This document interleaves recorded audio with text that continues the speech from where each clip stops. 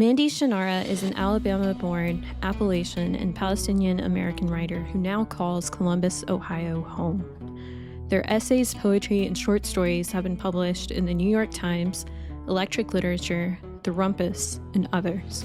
Their first book, Midwest Shreds: Skating Through America's Heartland, was published in July 2024 by Belt Publishing. Their second book, a poetry collection titled We Had Mansions, is forthcoming from Diode Editions in 2025.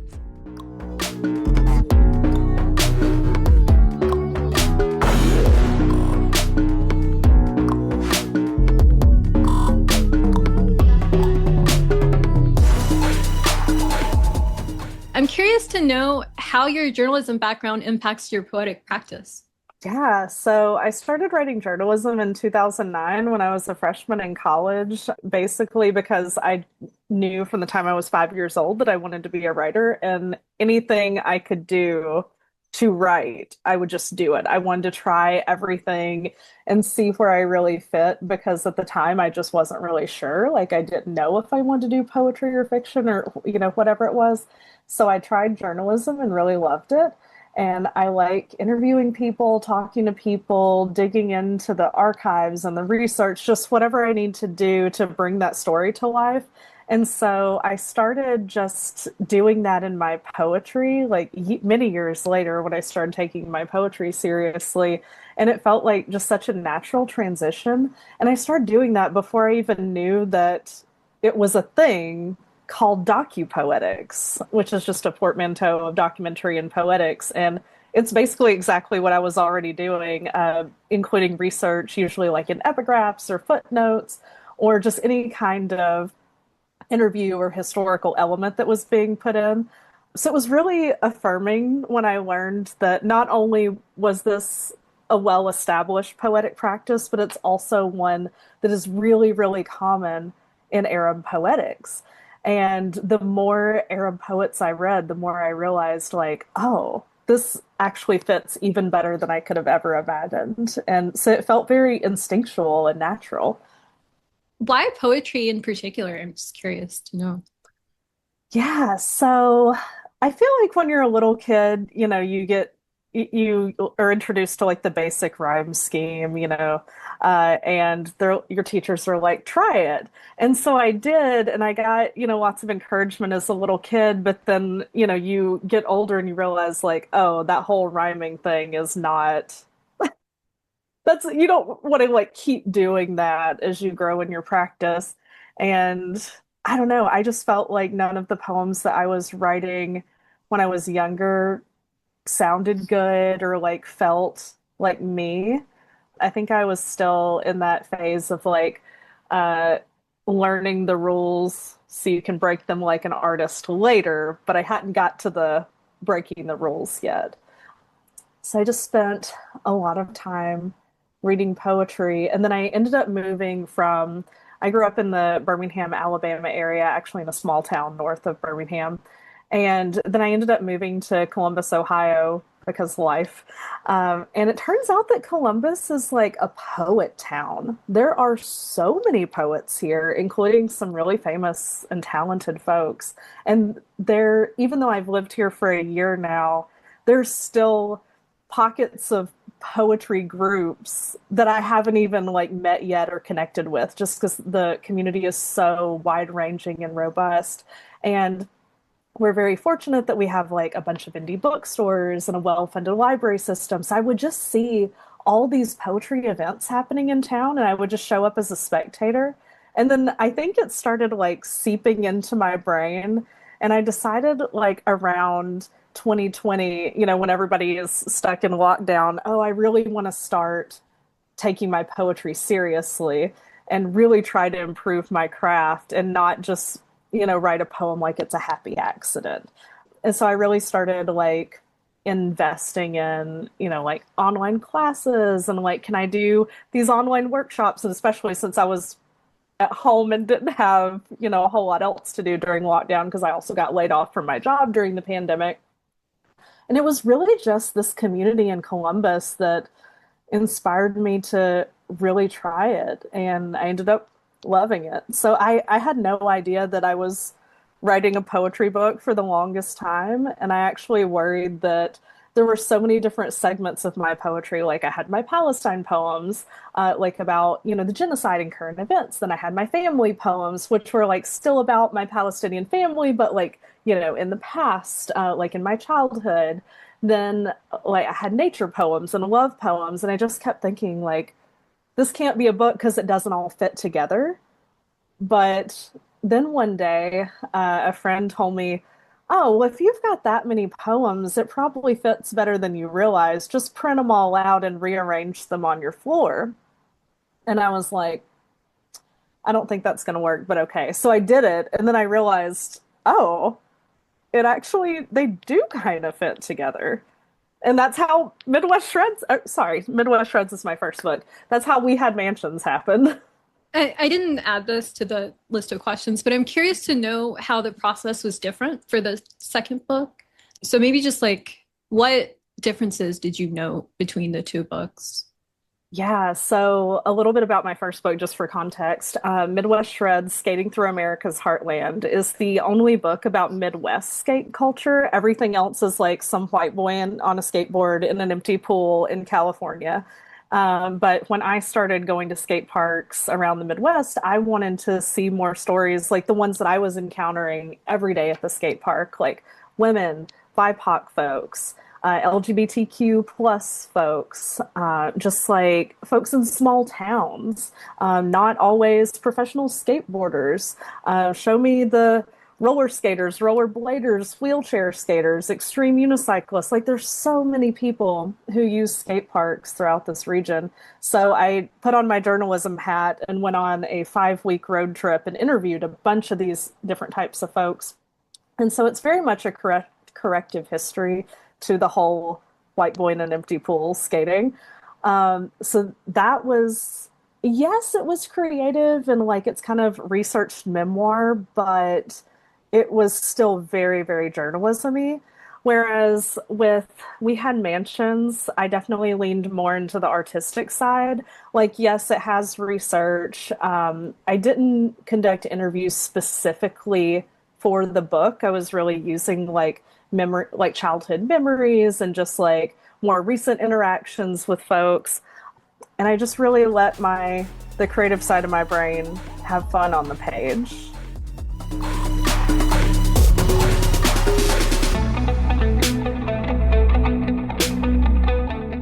As a journalist and a poet, can you tell me what you think the role of journalism and poetry is in 2025 America? Oh, that it's such a loaded question, right? Because on the one hand, uh, I am really mad at Western media and Western journalists who are just constantly manufacturing consent for genocide and not upholding journalistic ethics and not even fact checking stuff. They're just basically stenographers for the Israeli PR department, and just, writing whatever they say without even checking. And I don't like that. And it embarrasses me as a Palestinian journalist. So I think the role of journalism is they like Western journalists really need to be studying what places like Al Jazeera, Mint are doing, Democracy Now! In these times, like what those publications are doing, and really take it to heart because they are, I think, failing our profession, they're failing our people. And I hate to say it, but just how badly Western journalism has failed my people in this profession makes me trust it considerably less. I'm reading less and less news from Western media because of that. I feel like I just can't, in good faith, trust what they say. I'm actually reading more poetry, and that makes me feel like, okay, but and when we can get into this too, I have the language wound of not being able to speak Arabic or read it. So then we get into the whole, well, what has been made legible to me has been translated from Arabic to English. That's the language of the colonizer. And what is being lost in that translation? but I feel like I'm trying to learn as much as I can from poets because I feel like they're the ones who are not just manufacturing consent for genocide. Yeah, that makes a lot of sense. I didn't prepare questions for that, but it's such an interesting point that you bring up. There is a lot that's lost in translation, isn't there? Oh yeah, and I think about how I mean I've been trying really hard for the like past several months to learn Arabic. Mostly because so my family like was in the Birmingham, Alabama area. My Cito and Teta immigrated from Ramallah in the 1950s, and they were so discriminated against for their accents that they just refused to teach their kids or grandchildren Arabic. And that just means all of us have these redneck Southern accents. Like we still have an accent, obviously. It's just one that's tolerable to the colonizer, right? Um, and like tolerable to the West. Um, so in trying to learn Arabic, I've realized that there are like 12 million words in the Arabic language, but only like 175,000 in English, according to the Oxford English Dictionary. So you're really losing a lot in translation just because there are fewer words to describe things. And that wasn't even something that I had considered before I like really started trying to learn in earnest. That's fascinating. And since you touched on research, let's maybe ask that question next. I really appreciated the detailed introduction. Could you talk a bit about the process of uncovering so much of your family history? Yeah, so diving into like childhood memories, reading my old diaries, because I kept diaries, I mean, nearly every day of my life from the time I was almost 12 to 22 is accounted for. So I have these incredible records of experiences and memories with my family, and then just like talking to my family. Um, like I didn't conduct specific interviews for this collection, but just in like talking to my family, and like remembering things that they said, sometimes even like, ages ago, that suddenly I'm like, oh, that makes a lot more sense in light of this other thing I now know. Also diving into ancestry.com, getting on, for example, like my family after the Nakba, like went to Beirut, in exile, and then got on a ship from Beirut to Ellis Island to get to the U.S. And so I was able to like go to like there's a very robust archive of the Ellis Island ship manifests and documentations on their website, and I was able to like find all these documents with my family's names on them and was able to look there. And yeah, so just all these different places. Also, the American Federation of Ramallah, Palestine has a archive and like memory project that they do, where they share family photos. And there were some family photos that like were so old, and somebody else in the family had them that I hadn't even seen them until they posted them. And that was really incredible too. So, yeah, it was a lot of research from surprising places. It was a very different research process than I would do with my journalism. I'm curious if you could speak a bit about what led you to choose the specific stories you chose to include in the introduction. I when I first sat down to write that introduction, it ended up being like 10,000 words. It was so long. And I realized, oh, if I don't stop while I'm ahead, I could end up just writing a memoir on top of the poetry collection. So I kind of tried to like narrow it down to here are the specific stories that add context to the poems. And I, didn't totally delete or get rid of the other many thousands of words. I just put them somewhere else to use them at a later time. So I wanted to, inform the reader and provide context, but without being like, here's my entire life story. Let me vomit this on you. What is your advice on writing about family with whom you have a strained relationship? Oh, that is definitely a challenging question. And I think the answer is going to vary depending on who it is and why the relationship is strained and under what circumstances. I had to get to a place with lots of therapy, where I was just like, this is my truth, and I own that, and I'm allowed to own that. That is my story, and no one has control over that except for me.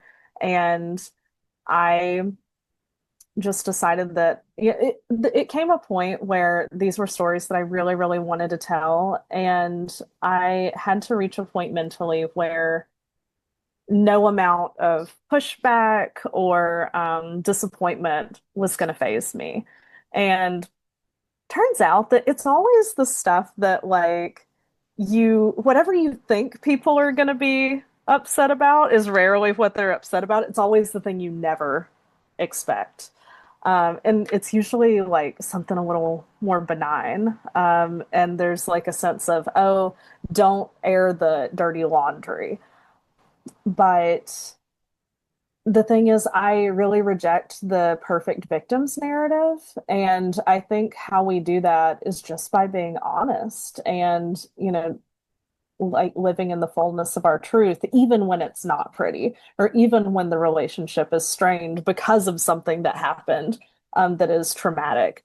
And I think we owe that truth to ourselves and our readers. And there are so many people, especially like secular Arabs, who have like reached out to me and been like, I feel so seen by your work. And that really means a lot to me. When either someone's struggling with their faith or their gender or their sexuality, and, like we have the same like cultural connection and are able to like support each other with that and really embrace the full diversity of our people. So I feel like I owe it to myself and I owe it to my readers to like really stand in the fullness of that truth, even if it's not someone's favorite. That's a great answer. I stole that question from your website where you list topics that you can talk about. So,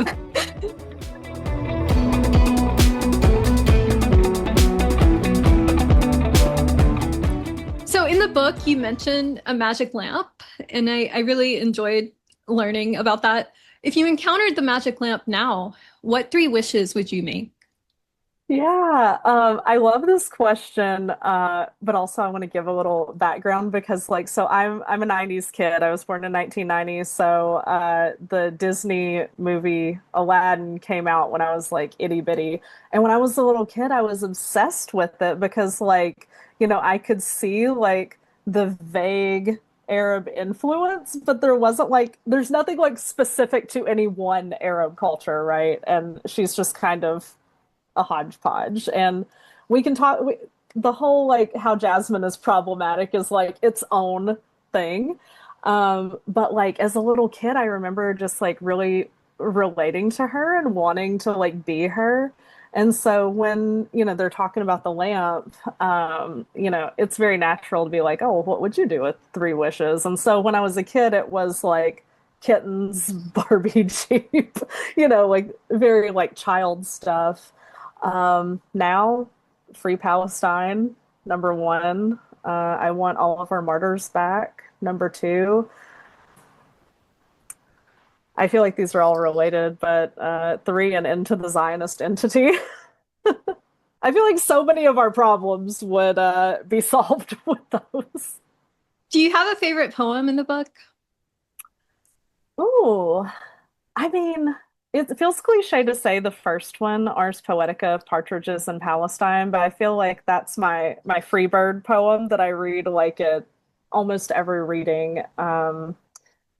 I really feel like my ancestors spoke to me through that poem, and it was written in November 2023 and at like 4 a.m. when I was depressed out of my mind. And more or less the way it looks on the page and the wording is how it came out.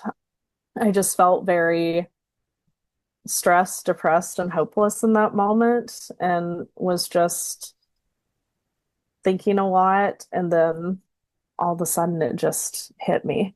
I practice ancestor worship, both some half Palestinian, so I, speak to my Palestinian ancestors, also my Appalachian ancestors, that's the other side. And it's four grandmothers, all of whom I was very fortunate to meet before they passed. And so when I, call upon them and like seek their clarity, wisdom, strength, and guidance, I try really hard to listen for what they want me to know.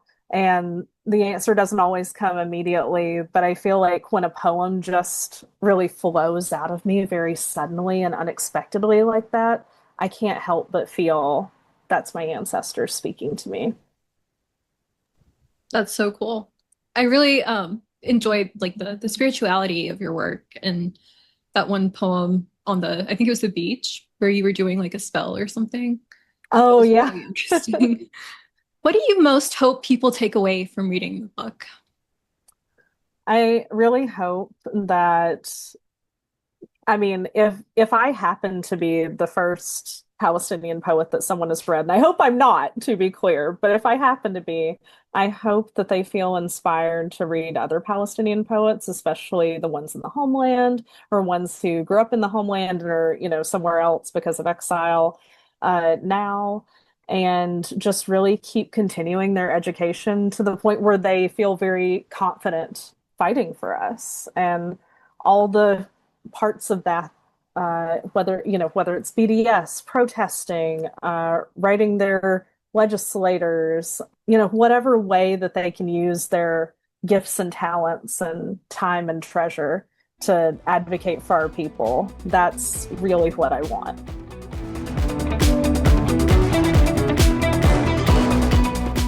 Do you want to say a bit more about how We Had Mansions came to be?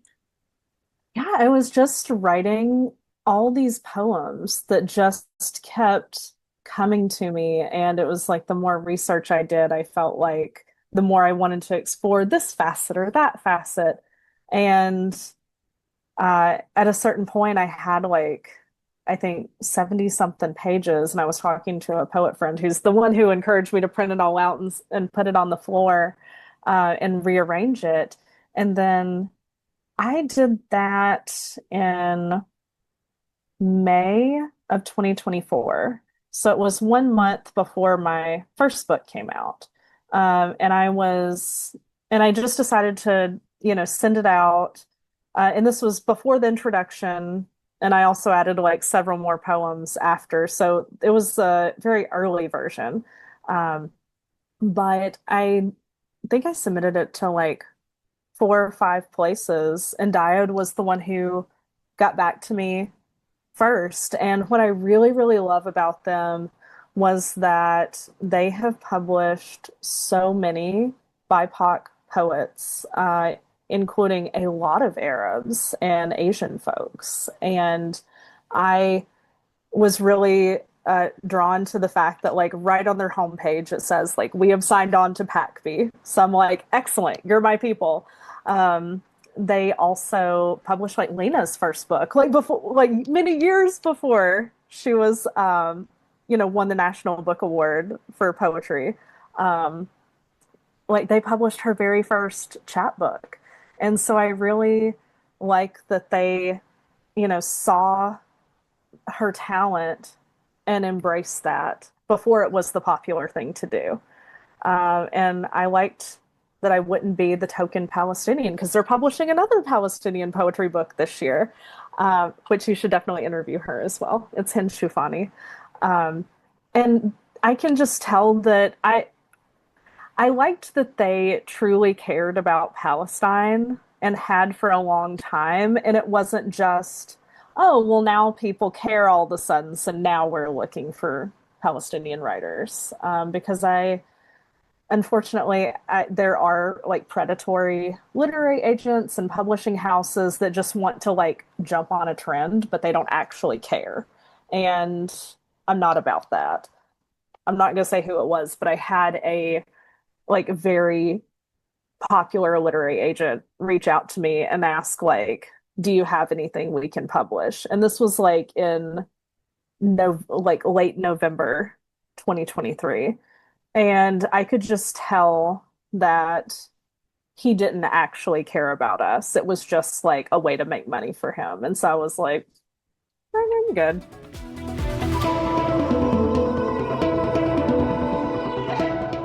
Can you give our Yeah. viewers a writing prompt based on We Had Mansions? Yes. And which I'm so glad you sent the questions ahead of time because it actually inspired me to write a couple of writing prompts. So let me find them. I also made like cute little graphics for them. So let's see here. Okay, I really like this one. Which ancestors, whether by blood or spirit, do you feel most connected to? When you listen intuitively to the deepest depths of you, what do they say? What do these ancestors reveal to you? Kind of a related one to that one that may help readers to hear kind of both, and then they might end up writing one poem based off like combining the prompts. But another one is, what did you learn from your grandparents that continues to inform your actions, values, and culture today? How have you carried on their traditions and legacies while also making them your own? Another one, because I write so much about religion or like deconstructing the Christianity I was raised in, which, for context for the readers, I was raised in four different sects of Christianity at the same time. So I started noticing that they didn't always align and some contradicted the others. And then I would try to ask questions, and that was not always welcome. I will say I never got flack for asking questions from like the Palestinian Orthodox Christianity side. It was only ever the like evangelical Bible Belt folks from like the Appalachian and Southern side of my family that I ever got flack for asking questions for. So I'll just say that. But because I write about deconstructing religion, this prompt I think is a good one to share. What's a myth, folk tale, religious story, fairy tale, or other story that gets repeated that never quite made sense to you? What makes you feel skeptical or confused? How would you rewrite the story in a way that feels true to your soul? Then another one. And this kind of gets into the strange relationship stuff, whether familially or romantically, or even like a friend breakup. I think this one could be applicable. Think of someone who has failed you, disappointed you, or let you down in a big way. What are you holding in about this person? What do you wish they knew or understood now? Is it possible, with the experience of hindsight, to consider them in a more generous light? What could they or should they have done to mitigate the harm? Then one last one, because there is a chunk of love poems in the book. Think of a significant romantic breakup you've had.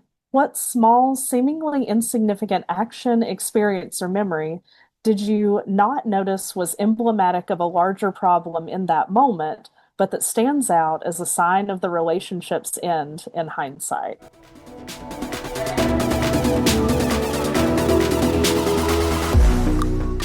Speaking of relationships, I wondered if you could tell me about your connection to Waffle House. Yes, I'm a little bit obsessed with Waffle House. So the southern side of my family was pretty poor, and so if we went to like a sit down restaurant, which felt really fancy, it was Waffle House because you could get, and to this day, you can still get so much food for so little money.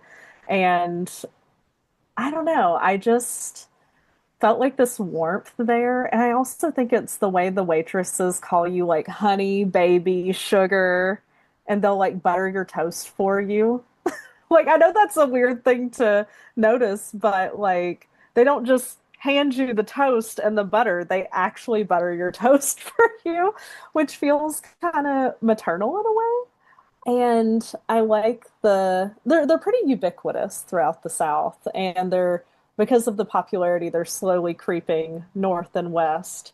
So actually, when I found out that I was moving to Columbus, that was for a relationship that ended up not working out, as folks who read the book will find out.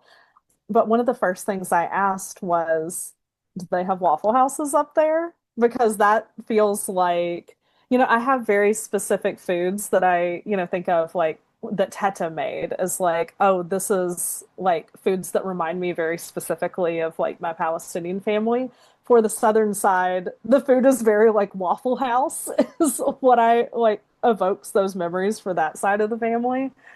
And also just the fact that it's open 24/7, 365.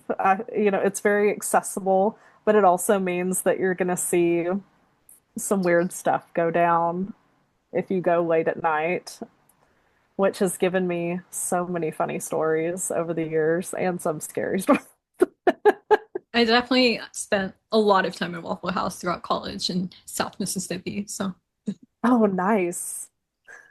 actually, I was just in Birmingham, Alabama for the first Yeah? time last month for the Deep South convening. And one of my Uber drivers was Palestinian, which I thought was Oh, interesting. nice.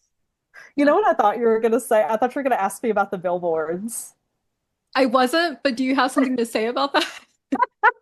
Okay, so there's a cousin of mine who is like a distant cousin. I think he's like 20 years older than me. So we're not like close. We've been at like the same functions and stuff, but like we're not besties or anything. And he has this like injury lawyer like firm that is extremely popular. I think he's got over like 99 locations and just up and down the interstate. It's Alexander Shunnarah. Alexander Shunnarah, I am your attorney. Call me for your lawyer. Been in an accident? Call Alexander Shunnarah. And so, so many people growing up were like, is that your dad? Is that your dad? And people still ask me about it to this day. Like, even though his law empire has not so far crept into Columbus, though he's trying. People up here who vacation in the South who know me or like travel down there for something will see the billboards and then send me pictures like, do you know this guy? That is so funny. That sounds like a poetry prompt. Oh my gosh, yeah. Did you see any of them? I don't remember seeing any, but also I wasn't like looking for it. I'm not Oh a very yeah, yeah. observant person, to be honest. Just next time you're driving up and down I-65, you'll see them everywhere. I will be on the lookout.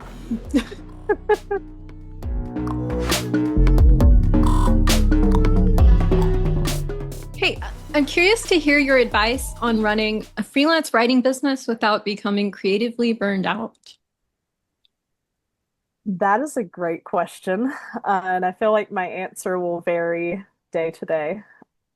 So, freelancing is really hard. I'm not even going to lie to you. It is a lot of work for not that much pay, unless you're doing like corporate copywriting and stuff, which I don't. I mean, nothing against it, but I'm a labor reporter and I really want to. I mean, I do other stuff too, but like labor reporting, copywriting, and copy editing for like textbook companies to, I mean, because the state of education in this country is so, so bad.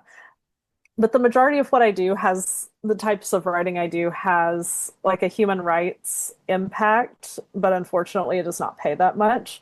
So I'm constantly working on a lot of stuff that feeds my soul for very little money. Um, so to I have to work like a certain amount of hours and I have to do some stuff that I don't want to do that, just to like pay the bills. So how I keep from getting burned out in that position is I try at least one day a week, if not once every other week, just to say like no to every other kind of work and just write creatively, whatever that looks like that day. It might be looking at old drafts of poems and seeing if any of those can be resurrected or saved in some kind of way, starting a new poem, editing older poems, writing essays, even just like deep diving into research for something that I'm interested in.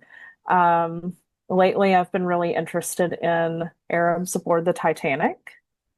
That's the thing. There were like 164 folks with noticeably Arab names aboard the Titanic. So that's been the thing that I've been Googling a lot lately and diving into. Um, who knows if I'll do anything with that, but it fed my creative spirit in a way that felt nourishing in that moment. And just like letting my imagination play on the page. And so much of what I write never sees the light of day or hasn't yet. But it feels really good to get it out. And if something does come of it, all the better. But also, spending time with friends and, going to protests and donating to GoFundMe's. And I also, my like mental health craft is weaving, like hand weaving. And so I make these hand woven Palestinian flags and then tell people, like, okay, if I were selling this, I would price it at, say, $50. Donate that amount to the Samir Project and you can have the flag. So just doing stuff that feeds my soul, both like creatively and justice wise, keeps me from getting burned out because I think perhaps the people who suffer burnout consistently, it's because they're doing work that allows them to survive but not thrive.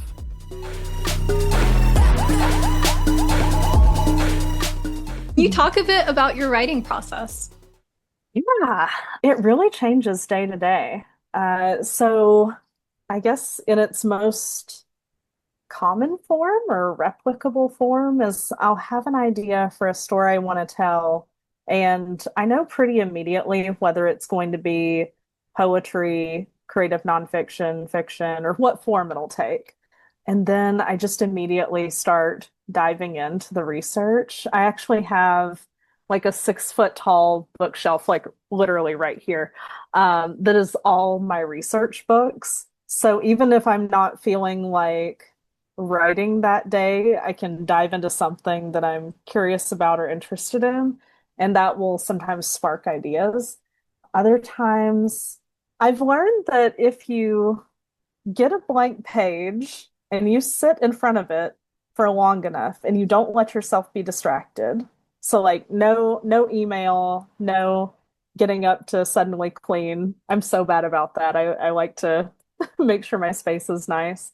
But if you just make yourself sit there and don't go anywhere, do anything else, eventually you will start writing. And I like to just, at least when I'm first starting, just kind of word vomit everything out. And there's a quote, and I can't remember who said it, but it's something to the effect of, you can edit an ugly page, you can't edit a blank page. And so I try to just get something on the page, even if it's ugly. Speaking of editing, what are your best strategies for revision? Ooh, definitely find some friends, like a writers group to join. I'm in one at a local bookstore in town. If anybody who's listening is familiar with Columbus, Ohio, $2 Radio Headquarters is I don't want to say my favorite indie bookstore because I love some other ones too, but they are kind of my favorite. And there's a writing group there that is called Village Poetry because it takes a village, right? And we will edit each other's work. And everyone in there is so kind and thoughtful and smart, and they deliver even the hard criticism in kind, constructive ways. And I feel like I have learned so much from them about how to edit, how to receive feedback. And going to this group has made me a better self-editor because I'm getting better at anticipating the kinds of things that they would say. And so just in being in this community and listening to them and being around people who you genuinely care about their work and want them to succeed and they want the same for you has made me a better writer and editor all around. And I'm extremely thankful for this group. That sounds lovely.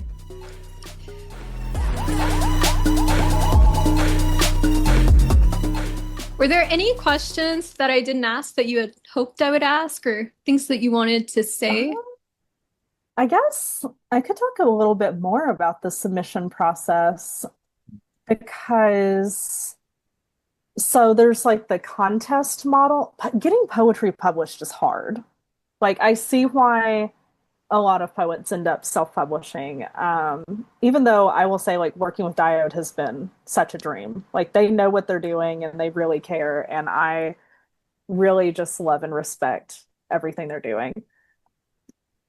But like there's the contest model, so it's like, okay, you pay somewhere between 10 and 35 bucks a pop to submit your manuscript and along with hundreds, if not thousands of other people and hope that yours gets chosen. And that's the most common way that poetry books get published, at least in the US, as far as I know. And that, as you can imagine, gets really expensive really fast. And it's also kind of demoralizing because there are so many manuscripts for so few spots in the publishing catalog. Um, so I think I submitted to like 5 places before Diode got back to me, and I could not have asked for a better experience. But I want to say like how I got extremely lucky in that regard because I know there are poets I know who, I think are way more talented than me, who have like more like natural talent than I do, who have been out on submission for like 2, 3 years. And they're, really stressed out and demoralized about like wondering if their manuscript's any good. And it really, really is. It's just hard out there. So to any poets who are out there doing that right now, like it really is just a numbers game. Like I want folks to please keep going. Um, I would also love to tell you about the cover. Yeah, Uh, absolutely. yeah, so my friend Chris Sifri is a queer Palestinian visual artist, and they grew up in Cincinnati, and we were in like this art show for like Arab artists with ties to Ohio, and that's how we met. Uh, and then like they were in Chicago for school and had this gorgeous gallery show where they had done collage with stamps from Palestine. And I was just so taken with the piece that ended up being on the cover. And of course, like, queerness and Palestine are some of the major themes that run through We Had Mansions. And so it was such an honor to be able to like pay a living queer Palestinian artist, not just like, you know, use some like old white guy's art, like dead white guy's art. Like I wanted to give money to a Palestinian artist who's like working today. And I'm so glad I got to do that. And I think it turned out absolutely beautifully. That's awesome. And such a great note to end on. Mandy, thank you so much. This was so, so great. And I'm so excited to share it. Thank you so much for having me. It's an honor to be here, and I just love what you're doing. Thank you.